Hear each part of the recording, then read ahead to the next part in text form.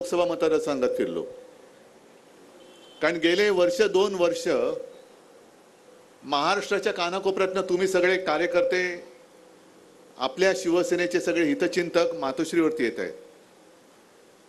आणि मी विचार असा केला की आता आपण यांच्याकडे जाऊया. कल्याण मतदारसंघामध्ये मी शाखा भेटी ठरवल्या. शाखा भेटी करता करता अशा सभाच झाल्या सगळीकडे. आज रायगडमध्ये मी आलेलो आहे.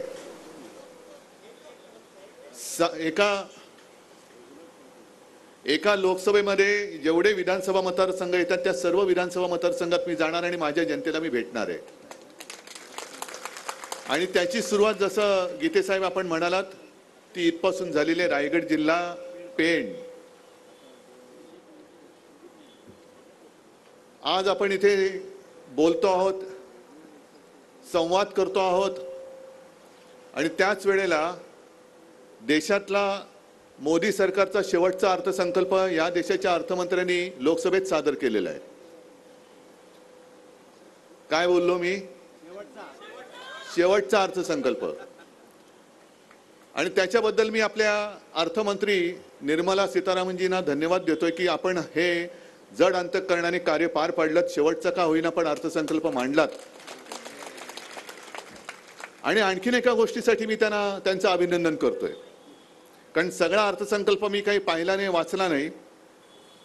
पण पेनमध्ये शिरल्यानंतर मोबाईलवरती ऑनलाईन जे काही हायलाइट्स येतात त्याच्यात मी वाचलं की सीतारामनबाई असं म्हणाले की आता यापुढे आम्ही या देशात 4 जातींसाठी काम करणार. कोणत्या 4 जाती? गरीब, महिला, तरुण आणि शेतकरी. मी अर्थमंत्र्यांचं अभिनंदन करतो कारण त्यांनी मोठं धाडस केलेलं आहे. संसदेत जेव्हा अर्थसंकल्प जाहीर होतो तेव्हा गीते साहेब तुम्ही मंत्री होतात, मला असं वाटतं प्रधानमंत्री समोर असतात, पण प्रधानमंत्र्यांसमोर हे बोलण्याचं धाडस त्यांनी दाखवलं म्हणून मी त्यांचं अभिनंदन करतोय. अरे धाडस काय? कारण निवडणुका आल्यानंतर का होईना पंतप्रधानांनी सांगितलं की हा देश म्हणजे तुमच्या बाजूचे तुमचे सुटाबुटातले जे मित्र आहेत ते नाही, तुमच्या मित्रांच्या पलीकडे सुद्धा देश आहे, तो हा देश आहे. त्याच्यामध्ये तरुण आहेत, महिला आहेत, शेतकरी आहेत आणि गरीब सुद्धा आहेत. 10 वर्ष झाली. 10व्या वर्षी तुम्हाला या 4 जाती तुम्हाला कळल्या की अरे तुमच्या बरोबरचे अडाणी वगैरे आहेत ते म्हणजे देश नाही. ज्याच्यासाठी तुम्ही 10 वर्ष जी खर्ची घातली आपल्या आयुष्याची, माझ्या देशाची, हा तेवढा देश नाहीये. सुटाबुटातलं सरकार हे आता गरिबांकडे लक्ष द्यायला आलेलं आहे. मग सीतारामनजी महिलांकडे तुम्ही लक्ष देता आहात. मणिपूरमध्ये का नाही जातो? मणिपूरमध्ये जा. मणिपूरमध्ये ज्या महिलांवरती जे काय अत्याचार झाले त्यांना जाऊन सांगा की अहो आम्हाला माहितीच नव्हतं आमच्या देशामध्ये महिला आहेत, आत्ता आम्हाला कळलं कारण निवडणुकांमध्ये महिलांची मतं पाहिजेत म्हणून आम्ही सांगतो आहोत की आम्ही आता महिलांसाठी सुद्धा काम करणार. मग मध्ये जे मी म्हटलं होतं ना की बिल्किस बानोकडे जा. त्यांच्या अत्याचाराने तुम्ही सोडलं होतं, पुन्हा कोर्टाच्या आदेशाने त्यांना तुरुंगात टाकले. त्यांना जाऊन सांगा की ताई तू सुद्धा महिला आहेस, आता आम्ही तुझ्यासाठी पण काम करणार आहोत. इथे शेतकरी असतील आलेले, कामगार आले असतील, तरुण आले असतील. ज्या वेळेला शेतकऱ्यांनी 1 वर्ष 1.5 वर्ष जवळपास वर्ष 6 महिने उत्तरेतल्या शेतकऱ्यांनी आंदोलन केलं, थंडी वारा ऊन पाऊस कशाची पर्वा न करता आंदोलन केलं, त्यांना तुम्ही अतिरेकी ठरवलं होतं. आता अतिरेक्याने तुम्ही शेतकरी समजायला लागलात आणि आता तुम्ही त्यांचं काम करायला लागलात. म्हणजे हा सगळा भूलभुलैया एवढा हे थोतांड आहे. पण एक लक्षात घ्या की पूर्वी म्हणजे अजूनही होत असतील जादूचे प्रयोग. तुम्ही पाहिलेत जादूचे प्रयोग? अरे हो की नाही? अरे नसेल तर नाही सांगा, ते करतात ते बघा. आता दिल्लीत सुरू आहेत जादूचे प्रयोग. जादूचे प्रयोग म्हणजे काय? मी लहानपणी बघायचो, तो जादूगार यायचा, टोपी दाखवायचा, अशी रिकामी आहे ना टोपी, हो, मग काहीतरी त्याच्यावर फडकं टाकायचा, एक मंत्र म्हणायचा आब्राकाडाब्रा, हात घालायचा आणि कबूतर काढून सोडून द्यायचा. आपण म्हणायचो अरे काय अचाट माणूस, रिकाम्या टोपीतून कबूतर काढलं, माझं मत यालाच. पण त्यावेळेला हे लक्षात येत नाही की कबूतर उडून गेलं, टोपी आपल्याला घातली. ही टोपी घालण्याचा प्रकार आहे अर्थसंकल्प म्हणजे. या अशा सगळ्या काही आता भूल भुलैया काढतील. अमुक आता तुम्हाला हे देणार, हे महिलांना काय आता फुकटामध्ये पाहिजे तर गॅस सिलेंडर देतील, पण मतदान झाल्यानंतर सिलेंडरच्या किमती दुपटीने तिपटीने वाढतील. तरुणांना आम्ही नोकऱ्या देणार. अहो 10 वर्ष हेच ऐकत आलोय. 10 वर्ष केलंत काय तुम्ही? आम्हाला आता तुमच्या फसव्या अर्थसंकल्पाची गरज नाहीये. आता जे मी तुम्हाला सांगणार आहात, तुम्ही मगाशी गीते साहेब बोलत असताना जोरात सांगितलं तो हो, ते खरंच काम करणार आहात? काय करणार? काय काम करणार? नाही गाडायचं तर तसं नाही, आधी खड्डा खणायला लागेल. त्या खड्डा खणण्याचं काम आता तुम्हाला पहिले 1 महिनाभर करावं लागेल, मग गाडून त्याच्यावरती आपल्या मतांची माती टाकावी लागेल, तर ते गाडले जातील. पण हा जर खड्डा खणायचा असेल तर आता तुम्हाला घराघरात जावं लागेल. जसं 2014 साली चाय पे चर्चा झाली होती, तुमच्या गावात झाली असेल नसेल कल्पना नाही. आता चहा पण महागला, साखरही महागलं, दूधही महागलं, पाणी शुद्ध येते की नाही, पण आम्ही आता याच्या पुढे तुम्हाला चहा देऊ. आता प्रत्येक ठिकाणी जाऊन गेल्या 10 वर्षातल्या या सरकारच्या कामाचा आढावा घ्या. 10 वर्षे यांनी जे अर्थसंकल्प मांडले ते अर्थसंकल्प प्रत्यक्षात किती उतरले. 2014 आणि 2019 ज्या काही त्यांनी जाहीरनाम्यातनं थापा मारल्या, त्या थापा किती प्रत्यक्षात आल्या? अगदी महिलांना सुद्धा महिलांच्या योजना मिळाल्या क्या? तरुणांना नोकऱ्या मिळाल्या का? शेतकऱ्यांना आपत्ती काळामध्ये संकटामध्ये मदत मिळाली का? उघड मी विचारतो. जर इकडे शेतकरी आले असतील तर माझा उघड मी त्यांना विचारतो, पत्रकारांनी टिपून घ्यायचं. मी जेव्हा मुख्यमंत्री होतो त्यावेळेला 2 चक्रीवादळ इकडे आदळली होती, एक त्योक्ते आणि एक निसर्ग. मग ज्यांना त्याच्यामध्ये आपत्तीग्रस्त होते, यांचं नुकसान झालं, त्यावेळेला मी मुख्यमंत्री असताना सरकारने केलेली मदत मिळाली की नाही हे हो किंवा नाही एकदा मोठ्याने सांगा. मी इथे येऊन गेलो होतो, इथे म्हणजे इकडे नाही पण जिकडे वादळ आलं तिकडे कोकणात पण गेलो होतो, तळ कोकणात गेलो होतो, अलिबाग वगैरे त्याही भागात आलो होतो. आणि जे केंद्राचे निकष आहेत त्याच्या पलीकडे जाऊन आपल्या सरकारने मदत केली होती. 2 निसर्ग वादळ, एक निसर्ग आणि त्योक्ते वादळ येऊन गेलं, पंतप्रधान आले होते, केंद्राची मदत आली होती, 1 पैसा सुद्धा आलेला नव्हता. मला तुम्हाला हे जे सांगायचं ते हेच आहे की संकट आल्यानंतर पंतप्रधान इकडे फिरकले नाहीत, अजिबात फिरकले नाहीत. रायगडमध्ये सुद्धा, महाराष्ट्रामध्ये सुद्धा जनता राहते आणि त्याही वेळेला जर एक रायगड सोडला तर बाकी सिंधुदुर्ग असेल, आणखीन काही ठिकाणी आपण त्यांच्या सोबत होतो. म्हणून आपल्यामुळे मोदीजींना पंतप्रधान होण्यासाठी सगळ्यांनी मतदान केलं होतं. पण तेव्हा नामानिराळे होते. आता वाऱ्या करतायत, महाराष्ट्राच्या वाऱ्या. आता मध्ये 2 वेळा येऊन गेले, आता परत येत आहेत. साताऱ्याला जात आहेत, मग शिवनेरीला जातील, मग पोहरादेवीला जातील, पेणमध्ये येऊन जातील. जिकडे म्हणजे मत पाहिजे असताना मेरे प्यारे देशवासियो, आणि त्याच्यानंतर तुम्ही एकदा मत दिली का तुम्ही जगताय काय मरताय काय, आंदोलन केलं तरी चिरडून टाकू, पण विकास तुम्हाला चिरडणं हा यांचा विकास. आता गेल्या आठवड्यामध्ये राम मंदिर झालं, आनंदाची गोष्ट आहे, मला पण अभिमान आहे, आनंद आहे. राम मंदिर तिकडे अयोध्येत व्हायला पाहिजेच होतं, कारण त्याच्यामध्ये शिवसेनेचं, शिवसेना प्रमुखाचं सुद्धा मोलाचं योगदान आहे. मी काय तुम्हाला सांगण्याची गरज नाही. मी आमंत्रण येईल, आमंत्रण येणार नाही, त्याच्यापेक्षा आनंद व्यक्त करायला मी नाशिकला गेलो होतो आणि काळाराम मंदिराची मी आरती केली. गोदावरी तीरावरती मी आरती केली, कारण काळाराम मंदिराचा सुद्धा एक वेगळा इतिहास आहे, तुम्हाला कल्पना आहे. जसं इकडे या रायगडमध्ये महाडच्या 14 तळ्याचा एक सत्याग्रह झाला होता, तसा काळाराम मंदिरामध्ये डॉक्टर बाबासाहेब आंबेडकरांनी सत्याग्रह केला होता. आणि त्यांचं हेच जे म्हणणं होतं तेच आमचं सुद्धा आहे की हा जो राम आहे हा काही तुमची खाजगी प्रॉपर्टी नाही, तो राम माझा सुद्धा आहे. हे जे आंबेडकरांनी सांगितलं तेच मी भाजपला सांगतोय. हा राम तुमच्या मोदींची प्रॉपर्टी नाही, हा राम ह्या देशातल्या तमाम करोडो राम भक्तांचा सुद्धा आहे. पण त्या सगळ्या सोहळ्यामध्ये एक कोणतरी निर्बुद्धच बोलायला पाहिजे, कारण अशी माणसं निर्बुद्धच्या शिवाय मला दुसरा शब्द सुचत नाही. माझं काय म्हणणं आहे की कोणी कोणाला काय मानायचा याचा त्याचा प्रश्न आहे. कोणी कोणाला देव मानत असेल बाबा तो तुझा आणि त्याचा प्रश्न आहे, मी नाही त्याच्यामध्ये येऊ शकत, येऊ इच्छितच नाहीये. पण जर कोणी मोदींना देव मानत असतील माना, माझं काही म्हणणं नाही, पण तुम्ही त्यांची तुलना आमच्या दैवताबद्दल करू नका. हे आमचं दैवत आहे, छत्रपती शिवाजी महाराज हे दैवत आहे. आणि जे कोणी कोणाची तुलना आमच्या महाराजांबरोबर करतात ती माणसं निर्बुद्ध आहेत, निर्बुद्ध आहेत. काय एक तरी मला साम्य दाखवा. छत्रपती शिवाजी महाराज ज्यांच्या आज्ञापत्रात लिहिलेलं होतं की याद राखा, आपल्या सगळ्या सरदारांना वगैरे लिहिलं होतं, मावळ्यानं सुद्धा सांगितलं होतं की शेतकऱ्याच्या भाजीच्या देठाला देखील हात लागला तर याद राख.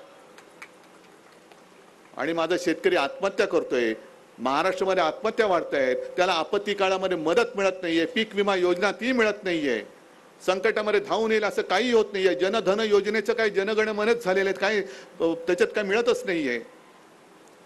आणि ज्या छत्रपती शिवाजी महाराजांनी कोणी असेल, मग तो रांजाचा पाटील असेल, आणखीन कोणी असेल, ज्यांनी ज्यांनी महिलांची विटंबना केली त्याला कठोर शासन, त्याचे हातपाय तोडून त्यांनी शासन केलेलं आहे. हे छत्रपती शिवाजी महाराज, म्हणून आम्ही म्हणतो ती शिवशाही. आणि ज्यांच्याबरोबर तुम्ही तुलना करतायत, मणिपूरमध्ये अजूनही जात नाही, 2 महिलांची विटंबना झाली, काय काय केलं ते अंगावरती काटा येतो, ते म्हणजे बघवत पण नाही, बघितलं पण नाही आणि ऐकवत पण नाही. पण एवढं होऊन सुद्धा जी व्यक्ती त्याच्याबद्दल काही बोलायला तयार नाही, तिकडे जायला तयार नाही, ती महाराजांच्या बरोबरची होऊ शकते. आणि मग मी म्हणतो ते पुन्हा सांगतो की जे कोणी कोणाची तुलना महाराजांबरोबर बोलत असतील ते कोणी असले तरी निर्बुद्ध आहेत, बिंडोक आहेत, बिंडोक आहेत, कोणी असतील ते. हा कोणता न्याय आहे? आणि आता एकूण जे काय राजकारण चाललंय, मी तुम्हाला एवढ्यासाठी भेटही काय घेतोय की जागे राहा आता जरा. हा सगळा जादूचा प्रयोग, जादूगार येतील, जादूगार टोपी तुम्हाला घालतील, कबूतर उडवून टाकतील आणि पुन्हा दिल्लीत बसल्यानंतर लाथा आम्हाला. मी नाशिकच्या सभेमध्ये जे बोललो, आज आपण काँग्रेस सोबत गेलो, आहेत ना काँग्रेसचे सोबत आहेत, माझे राष्ट्रवादीचे आहेत, अगदी शेका पक्षाचे सुद्धा जयंतराव, तर आमचे कौटुंबिक संबंध आहेत. पण रायगडकरांना मी एक खास जरा वेगळ्या पद्धतीने धन्यवाद देतोय. गीते साहेब गेल्या वेळेला आपल्याला दुर्दैवाने पराभव झाला, तरी का धन्यवाद देतोय? कारण त्यावेळेला सुद्धा रायगड मोदी लाटेत वाहून नव्हता गेला, विरोधात मतदान केलं होतं. आता रायगडमधून जो निवडून आला तो मोदी लाटेत वाहून गेला, पण माझा रायगड तसाच आहे. आणि आता उलट रायगडकर खुश झालेत, कारण त्यांना जे पटलं नव्हतं ते त्यांनी तेव्हा दाखवलं होतं. आता तर आपण हुकुमशाहीच्या विरोधात उभं राहिलेलो आहोत, नुसतं मोदींच्या विरोधात नाही, मी व्यक्तीच्या विरोधात नाही, आम्ही हुकुमशाहीच्या विरोधात उभे राहिलो आहोत. आणि रायगडमध्ये मला नाही वाटत जास्त काही प्रचार करण्याची गरज आहे, कारण गेल्या वेळेला एवढं करून सुद्धा रायगड ताठ मानेनी मोदी विरोधात त्यांनी मतदान केलं होतं. यावेळेला तर प्रचंड लाटेच्या पलीकडे सुनामी सारखं मतदान होणार आहे रायगडमध्ये, मोदींच्या विरोधात, हुकुमशाहीच्या विरोधात.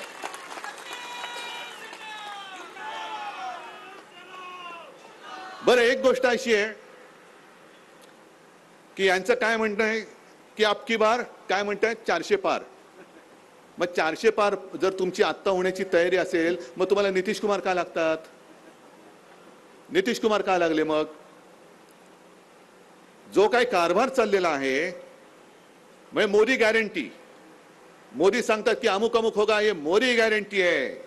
म्हटलं बरोबर आहे, मोदी गॅरंटी आहेच, कारण इकडच्या वर्तमानपत्रात किती बातम्या आल्यात माहिती नाही, पण मी येताना मुंबईतली वर्तमानपत्र पाहिली, काही बातम्या कापून पण आणल्या. एकाच वृत्तपत्रात 2 बातम्या आहेत. एका बाजूला हेमंत सोरेन यांना अटक, घोटाळ्या प्रकरणी ईडीकडून अटक, आणि बाजूला एक बातमी आहे अजित पवार यांना क्लीन चिट, मोदी गॅरंटी. भ्रष्टाचार करा, भाजपात या, कुछ नहीं होगा, मोदी गॅरंटी आहे. तुम्हाला मुख्यमंत्री पद मिळेल, तुम्हाला उपमुख्यमंत्री पद मिळेल, आरोप करणारे हेच, पक्षात घेणारे हेच, क्लीन चिट देणारे हेच, आणि जे सोबत येत नाहीत, म्हणजे एकाच दिवशी नितीश कुमार भाजपासोबत गेले, ते मुख्यमंत्री पदाची शपथ घेतली, आणि त्याच दिवशी त्याच्या दुसऱ्या दिवशी लालू प्रसाद आणि तेजस्वीला ईडीचं summons. Modi guarantee, Modi guarantee. या सगळ्या गॅरंट्या तुम्हाला परवडणार आहेत? परवडणार आहेत? म्हणजे जर मी असं म्हटलं की जे विरोधात, हुकुमशाहीच्या विरोधात राहतील त्यांना हे तुरुंगात टाकतायत, मग तुम्ही विचार केला पाहिजे. आणि आज सुद्धा मी सांगतो, इकडे जर का कोणी भारतीय जनता पक्षाचे खबरे आले असतील, RSSचे आले असतील, नाही येऊ शकतात, उलट त्यांना त्यांच्याशी मी बोलायला तयार आहे. आणि जर का तुम्ही जर लाईव्ह दाखवत असाल तर महाराष्ट्रातल्या कानाकोपऱ्यामधले जे RSSचे कार्यकर्ते आणि भाजपचे कार्यकर्ते, त्यांना मी सांगतोय की अरे तुम्ही आता तरी डोळे उघडा. ही लढाई केवळ भाजप विरुद्ध विरोधी पक्षाशी नाहीये, ही लढाई लोकशाही विरुद्ध हुकुमशाही आहे. तुम्ही ज्यांच्यासाठी सतरंजा घालता आहात, ज्यांच्या मागे लगबग सगळी उठाबशा करता आहात, त्यांच्या हातामध्ये पुन्हा देश देणार असाल तर याचा अर्थ तुम्ही तुमच्या पुढच्या पिढ्या या हुकुमशहाच्या ताब्यामध्ये देत आहात. पुढच्या पिढ्या तुम्हाला माफ करणार नाहीत. आम्ही लढतो आहोत. गीते साहेबांनी थोडी माझी पंचायत केली. मला काय म्हणाले, उद्धव ठाकरेच परत मुख्यमंत्री होणार. अहो, मी पंतप्रधान पदाचं स्वप्न बघू की नको आता प्रश्न पडले. नाही, मला असं काही स्वप्न पडत नाही. ना मुख्यमंत्री पदाचं पडलं होतं, पंतप्रधान पदाचं स्वप्न तर स्वप्नातही स्वप्न पडत नाही मला. मला फक्त दिसतोय तो माझा देश, माझी भारत माता, माझी भारत माता. आणि त्यांच्या भारत मातेच्या बाजूला डॉक्टर बाबासाहेब आंबेडकर आहेत. त्यांनी लिहिलेली आपली घटना, ते संविधान, ते आम्हाला वाचवायचंय. का आम्हाला मत द्या, आम्हाला मत द्या. मत द्या म्हणजे काय, कोणाला तरी मत द्या म्हणून द्यायचं नाहीये. हे मत तुमचं तुम्ही स्वतः तुमच्या पुढच्या पिढ्यांसाठी देणार आहात. तुमच्या पुढच्या पिढ्या या भले अशा उचलून तुरुंगात नाही टाकल्या तरी संपूर्ण देशाचाच जर काही तुरुंग झाला तर त्या वातावरणात तुमच्या मुलाबाळांना जगावं, त्यांनी जगावं अशी तुमची इच्छा असेल, जरूर हुकुमशाला मत द्या. आणि नसेल तर इंडिया म्हणून जी देशभक्तांची आघाडी तयार झालेली आहे त्या आघाडीला तुम्ही मतदान केलं पाहिजे. या अशा अनेक काही गोष्टी आहेत. सगळ्याच गोष्टी इकडे बोलतो, पुढच्या सभेमध्ये काय बोलणार. आणि म्हणून मी थोडंसं जे काय आहे ते तुमच्यासमोर बोललेलो आहे. जेवढं नेमकं बोलायचं तेवढं बोललेलो आहे. आता याच्या पुढे जो काय तुम्ही जोश मला दाखवलेला आहात की आम्ही इकडनं, आता गेल्या वेळेला एक जयंत पाटलांचा कार्यक्रम होता ना बँकेचा, आणि मी आणि पवार साहेब बाजूबाजूला बसले होतो श्रीवर्धनला. मला पवार साहेब म्हणाले यावेळेला या गद्दाराला पाडावं लागणार. म्हणजे त्यांची तयारी आहे, मानसिकता आहे, या गद्दाराला गाडायचा म्हणे. आता गंमत अशी आहे की कल्याणमध्ये मी गेलो, त्याच्या 1-2 दिवस आधी मोदीजी येऊन घराणेशाहीवरती बोलून गेले होते. घराणेशाही. मी कल्याणमध्ये दुसऱ्याशी गेलो, म्हटलं घराणेशाहीचा विरोध आहेच, पण कल्याणमध्ये आणि योगायोगाने इकडे सुद्धा आणि पलीकडे कोकणात सुद्धा घराणेशाहीच नाही तर गद्दारांची घराणेशाही आहे. गद्दार घराणेशाही, गद्दारी करणारी घराणेशाही आहे. आणि म्हणून इकडे केवळ मोदींच्या भाषेत, म्हणजे आता मग जे काही खासदार निवडून गेलेत आणि पालकमंत्री आहेत त्यांना भाजपने जाहीर करावं आम्ही तिकीट देणार नाही कारण घराणेशाही आम्ही इकडेच बंद करणार. करा, हिंमत असेल तर करा. ना राज्यसभेत पाठवणार ना विधान परिषदेत पाठवणार, कारण अशी कुजबूज येते. कारण त्यांना आता कळलंय लोकसभेत तर निवडून येऊच शकत नाही. मग मागच्या दारातनं पुन्हा तटकरे राज्यसभेत जायचा प्रयत्न करतील. मोदींनी सांगायला पाहिजे गेट आउट, मला घराणेशाही चालणार नाही. पालकमंत्री विंत्री असेल तर तू पालक आणि तुझी मुलगी घरी काय ते करा, इकडे माझ्या पक्षात स्थान नाही. करा ना, काढा घराणेशाही बाहेर. पण काहीतरी फसवत जायचं, झुलवत जायचं, ते दिवस गेले. आम्ही सुद्धा तुमच्या सोबत आलो होतो ते कडवट राष्ट्रीय हिंदुत्वासाठी. कारण आपले शिवसेना प्रमुख जे सांगायचं की हिंदुत्व हे आमचं राष्ट्रीयत्व आहे. जो या देशाला आपला मानतो तो जातपात धर्माने कोणी असला तरी आमचा आहे, हे आमचं हिंदुत्व आहे. मग भाजपने सांगावं भाजपचं हिंदुत्व काय. आणि म्हणून आजपासून मी रायगडमध्ये या छोट्या मोठ्या सभांना सुरुवात केलेली आहे. प्रत्यक्ष निवडणुकीमध्ये मी पेणमध्ये आलो नाही तरी तुमची मतं आणि तुम्ही इकडनं लीड देणार आहात की नाही, नक्की जरा हात वर करून सांगा ना.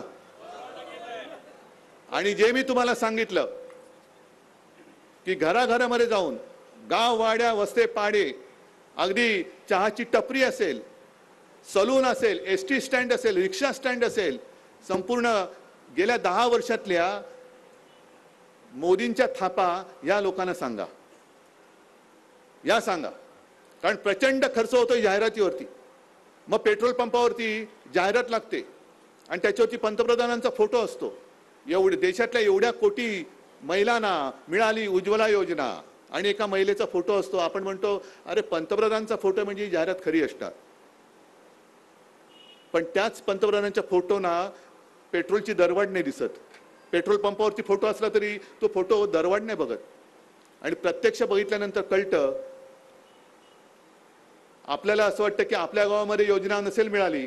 आता इकडे सगळ्या महिला आहेत, वेगवेगळ्या गावातनं आला असाल, तुमच्या प्रत्येकी जणीने एकमेकीमध्ये बोला की तुम्ही राहता त्या वस्तीमध्ये खरंच गरीब महिलांना किती उज्ज्वला योजना मिळालेली आहे, किती गॅस सिलेंडर मिळाले. पण तुमचा गैरसमज असा होतो, तुम्हाला असं वाटतं माझ्या गावात नाही बाजूच्या गावात मिळालं असेल, बाजूच्या गावकऱ्याला वाटतं माझ्या गावात नाही त्या गावात मिळालं असेल. कारण कोणी एकमेकात बोलत नाही, कोणीच बोलत नाही. आपण त्या सगळ्या जाहिरातीचे बळी ठरतो. म्हणून हा संवाद जो आहे, जनसंवाद माझा नाही, जनसंवाद जनतेने एकमेकात केला पाहिजे की काय मिळालं आणि काय नाही मिळालं. होऊन जाऊ रे चर्चा. मग चाय पे चर्चा करा, ढोकळे पे चर्चा करा, फाफडे पर चर्चा करा, नाही तर आणखीन कशावर करा, पण चर्चा होऊ द्या आणि खरं काय आहे ते जनतेसमोर येऊ द्या. ठीक आहे, बोलायला लागलं तर बरंच बोलता येईल, पण आणखीन 2 सभा आहेत, आणखीन 3 सभा उद्या आहेत. हेच साधारणतः विषय आणि सत्य जे आहे ते सत्य जनतेसमोर आणणं ही जबाबदारी ही आता तुमची आहे. आणि हे सत्य जर तुम्ही जनतेसमोर आणलं तर मला खात्री आहे की केवळ पेणमध्येच नव्हे तर रायगडमध्ये सुद्धा मी एक देखील सभा नाही घेतली तरी आपला खासदार निवडून आल्याशिवाय राहणार नाही. असो, तुम्ही ज्या उत्साहात आलेला आहात, उन्हामध्ये आलेला आहात, सुट्टी नसताना आलेला आहात, ही खरी जनता, ही सगळी जागरूक जनता आहे. ही भाड्याने आणलेली माणसं नाहीत, अजिबात नाही. आणि याच ताकदीवरती